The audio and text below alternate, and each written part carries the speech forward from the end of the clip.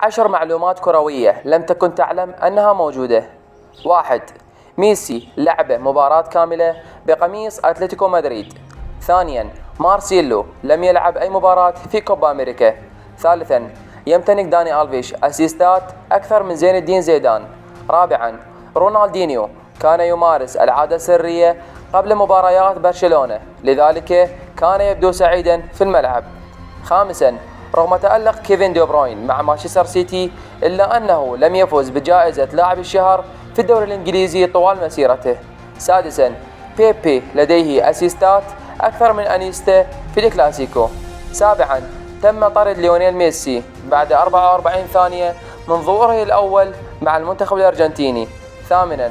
أهداف كريستيانو رونالدو بعمر 30 عام أكثر من أهداف روني طوال مسيرته.